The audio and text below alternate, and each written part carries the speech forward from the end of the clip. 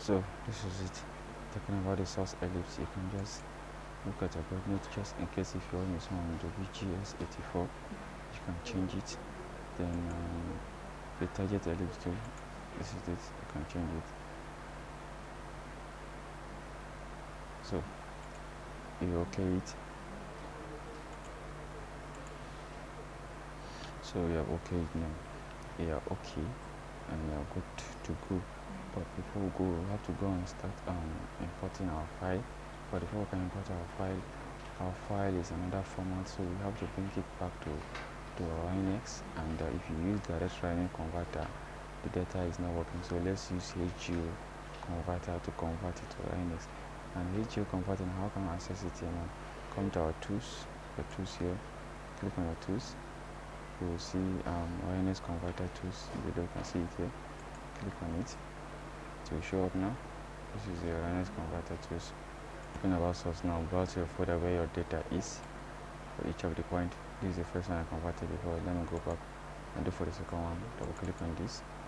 So I'll pick this, then open. Let's convert this. It's loading, and here you can see it has come up now.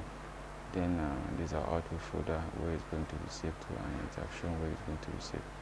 So so your marker name, your antenna height, just in case if you want to change, this is the right place for it to change. And but whatever you see here, that is exactly what you have measured.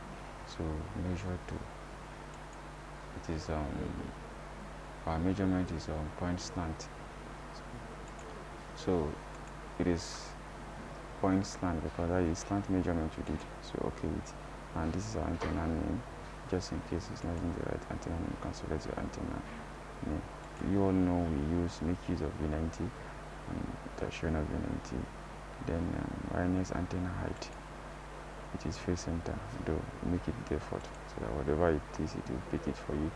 This is our constellation. It has selected all our constellation here. So let's click on convert so that it can convert for us. This is converting now.